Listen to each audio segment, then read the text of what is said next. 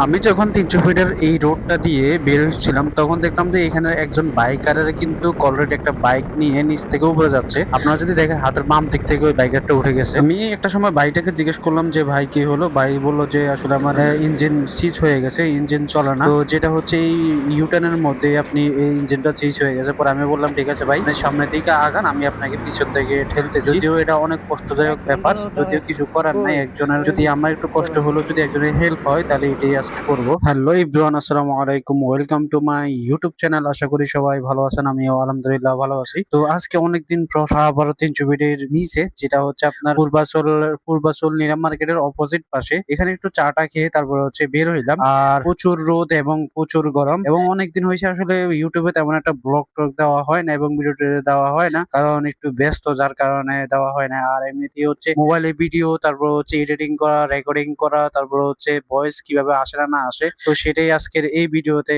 মানে হচ্ছে প্রবলেম গুলার আসলে কথা বলবো। প্রবলেম গুলো হলো যে আমি আসলে ভিডিও করতে মন চায়, বাট হচ্ছে এক নম্বরে হলো ভয়েস দেওয়া। এই ভয়েস গুলা দিয়ে আসলে আমার এই সমস্যাটা, কারণ ভয়েসটা দিতে গেলে এই প্রবলেমটা বাজে, কারণ লাইভ যেহেতু ভিডিওর মধ্যে ভয়েস দেওয়া যায় না, তো সেক্ষেত্রে আসলে আমার ফোনের সমস্যা, লাইভ ভিডিওতে ভয়েস দেওয়া যায় না।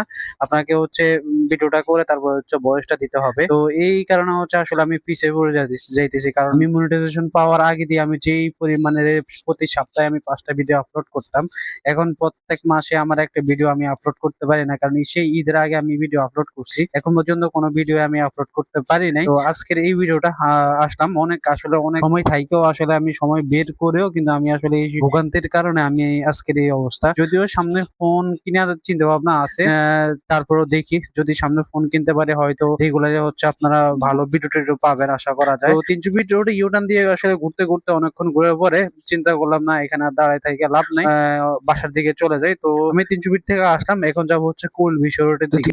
এদিকে খুব একটা সমস্যা হলো কি, আপনি কোনো বাই চান্স কোনো যদি একটা সমস্যার মধ্যে পড়েন, তাহলে এখানে হেল্প পাওয়ার মতো, হেল্প পাইতে হলে আপনাকে প্রায় ৫-৭ কিলোমিটার দূরে গিয়ে তারপর হচ্ছে আপনাকে, একবার বাই চান্স হচ্ছে আমার বাইকের ফুয়েল শেষ হয়ে গেছে, বিশ্বাস করেন আমি মানে খুব একটা প্যারা খাইতে হয়েছে এই রোডটাতে। তো এই রোডটাতে যারা আসবেন তাদের জন্য আমি আজকে বলে যাই, কিন্তু খুব মানে এক নম্বর হচ্ছে ফুয়েল নিয়ে সুন্দরভাবে আসবেন এই দিকটাতে। ফুয়েল ছাড়া এদিকে কখনো ঢোকার চেষ্টা করবেন না, কারণ যদি আপনার হাফ লিটারও থাকে তাও আপনি ঢোকার চেষ্টা করবেন না, কারণ আপনি এই রোডটাতে যদি ঢুকতে যান তাহলে কিন্তু আপনার যেদিকে মন চায় ওদিকে যাইতেই মন চাইবে, যতটুকু যাবেন ওইদিকে যাইতে মন চাইবে। মানে যেহেতু এটা গ্রাম সাইড এবং পূর্বাচল নিলাম মার্কেট, এই রোডটাতে আপনারা সবসময় গ্রাম সাইডের মধ্যে পাবেন। তো এই এলাকার মধ্যে আপনি যদি কখনো বিপদে পড়ে থাকেন, তাহলে সেখানে হচ্ছে আপনাকে মানুষ হাতে ধরে হেল্প করবে না, শুধু দেখাই দিবে, এইটুকু পারবে মানুষ। আমার একবার হয়েছিল কি, এইখানটাতে হচ্ছে এই ব্রিজ থেকে নামবো এমন টাইমে হচ্ছে আমার বাইকের ফুয়েলটা শেষ হয়ে যায়। তো এই ফুয়েলটা শেষ হয়ে যাওয়ার কারণে আমাকে আবার সামনের দিকে আমার যদি ফুয়েল নিতে হয় তাহলে যাইতে হবে আমাকে কুড়িল বিশ্ব রোড বা খিলক্ষেতের, কারণ খিলক্ষেত পাম্পে। তো সেখানে হচ্ছে আসলে যাওয়া পসিবল না, কারণ আমার বাইকের প্রচুর ওয়েট, আর দেখাতে দেখাতে পুরো অবস্থা খারাপ হয়ে যাবে। তো আমার চিন্তা ভাবনা ছিল না আমি পিছনে ব্যাক করি। তো বাইকের যেহেতু বলছিল আমার মনে হয় না ওটা আধা কিলো গেছে, তো যেহেতু আধা কিলো যায়নি, তো অনেক কষ্ট আসলে ঠেলে মেলে নিয়ে তারপরে আসলে মানে রিজার্ভে যা ছিল ওটাও আসলে আস্তে আস্তে করে টানতেছে। রিজার্ভ দিয়ে কোন রকম হচ্ছে ফুয়েল এমন জায়গা থেকে বের করছি, বুঝছেন ভাই, যে জায়গা থেকে আমি বের করছি আসলে ওইখান থেকে আমার যেখানে বাইকের তেল শেষ হয়েছে, আমি খিলক্ষেত যায়া আবার ফুয়েল নিয়ে আবার আসতে পারতাম। নীলা মার্কেটের এত ভিতরে, মানে ওই যে গাং পাড় যেটা আছে, যেখানে হচ্ছে ট্রলার মলার চলাফেরা করে, ওইখানের একবারে ওই পাড়ে, নীলা মার্কেটের ওই সাইডে, ওই পাড়ে গিয়ে তারপর হচ্ছে আমি ফুল গুলা পাইছি, এমন একটা অবস্থা ছিল তখন আমার।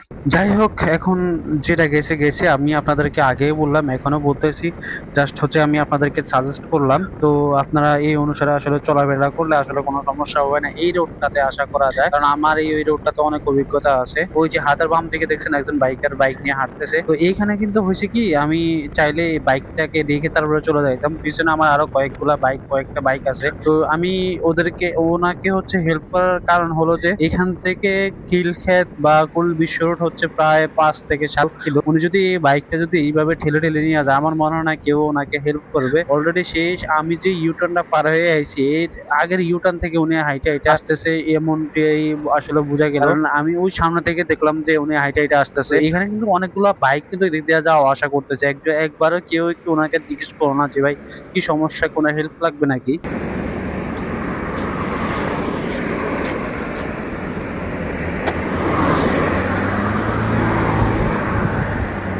1 ঘন্টা তো দাঁড়াইছি।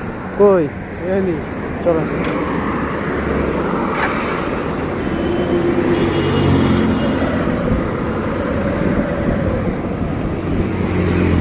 আপনারা ওনার মুখে শুনছেন উনি ১ ঘন্টা ধরে এখানে দাঁড়ায় আছে। আসলে কেউ একটা মানুষ উনাকে হেল্প করলো না। অথচ আল্লাহ হয়তো আমাকে ওনার জন্য এখানে আইনা দাঁড় করাইছে। আর না এই বেচারা এখান থেকে ৫-৭ কিলোমিটার এই সুজুকি বাইকটা নিয়ে হাইটা হাইটা যেতে হইতো। বাইক ঠেলা যে কতটা কষ্টদায়ক সেটা একমাত্র আমি জানি। যার কারণে হচ্ছে আমি এখানে দাঁড়াইছি। তো যদিও অনেক কষ্ট হচ্ছে, হাত পা আসলে পায়ে ব্যথা পাচ্ছি। কিন্তু কিছু করার নাই। আমার কখনো এটার অভিজ্ঞতা নাই। আসলে ওনার যে বাইক এবং যে ওয়েট, তো উনি আসলে ক্লাবস এবং হচ্ছে পিকআপ করে সবকিছু সাইডে শুধু জাস্ট হচ্ছে উনি ধরে রাখছে। আমি পিছন থেকে ঠেলতেছি। যদিও হাতের বাম দিক থেকে ইন্ডিকেটর দিয়ে রাখছি যাতে কেউ না আসে। আর এমনিতেই এই কষ্টজনক ব্যাপার আসলে আমার পায়ে প্রচুর ব্যথা পাচ্ছি। যার কারণে কিন্তু উনি ব্রেকও কিন্তু তেমন ধরে না। উনি ব্রেক ধরলে কিন্তু আমি তেমন একটা ঠেলতে পারতাম না। আমি আসলে চাচ্ছি যে ওনার বাইকটা বেশি করে রানিং করে তারপরে আমি যাতে আসলে বাইকটা ঠেলতে পারি। তো এখানে কিন্তু অনেক বাইক এই যে দেখেন ওনারাও কিন্তু আমার সাথে একসাথে, আমি কিন্তু একসাথে ওনারা সহ আমি পিছন থেকে আসছি ৩০০ ফিট রোডটাতে। ওনারাও কিন্তু ঘুরতে আসছে, আমিও ঘুরতে আসছি। আমি জাস্ট হচ্ছে সিঙ্গেল, ওনারা দুজন ওনার পিলিয়ন আছে। তো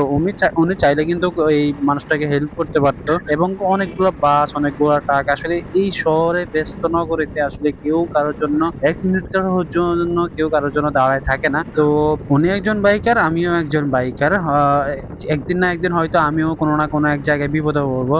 হয়তো কোনো না কোনো এক বাইকার আইসা আমাকেও হেল্প করতে পারবে। কারণ যেহেতু ইঞ্জিন চালিত আসলে ইলেকট্রিক জিনিসের আসলে কোনো কিছুই আসলে আপনার মানে এক জায়গায় থাকে না। কোনো না কোনো একটা সময় হচ্ছে আপনাকে বিপদে পড়তে হবে। তো মানুষকে হেল্প করুন, আপনাকেও কেউ না কেউ আইসা হেল্প করবে। তো আসলে আমি অনেক জায়গায় অনেক সমস্যার মধ্যে পড়ছি এই বাইক নিয়ে। কিন্তু আমাকে কেউ কখনো হেল্প করে নাই। যাই হোক, আমাকে কেউ কখনো না করলেও আমি আসলে অনেক মানুষের আসলে পাশে গিয়ে দাঁড়াইছি। তো যদিও এই রোডটাতে ওনাকে হয়তো আর বেশিক্ষণ নাই। সামনে গেলে একটু সামনে ইউটার্ন বা পুলবিশ রোডের ওইখানে আমি ওনাকে ছেড়ে দেবো। তো ওইখানে ছেড়ে দিয়ে আমি চলে যাবো হচ্ছে ডিরেক্ট। আর উনি আসলে হাতের বাম দিকে চলে গিয়ে তারপর হচ্ছে একটা গ্যারেজে গিয়ে বাইকটা ঠিক করে আপাতত কোথাও না হয়তো নিজের বাসায় না হয় শোরুমে যেতে পারবে। তো যেতে যেতে আসলে ওনার সাথে অনেক কথা বলতে বলতে যাইতেছি। তবে জিনিসটা আসলে নিজের কাছে ভালো লাগতেছে যে একজন মানুষকে হেল্প করা, একজন মানুষকে আসলে হেল্প করা, উপকার করা আমার কাছে অনেকটাই আসলে ভালো লাগতেছে। যদিও একটু কষ্ট হচ্ছে বা পায়ে প্রচুর ব্যথা পাচ্ছি ভাই, এটা কিন্তু যা তা ব্যাপার না। একটা বাইকার আরেকটা বাইকারকে ঠেলে নিয়ে যাওয়া, এটা কিন্তু প্রায় হচ্ছে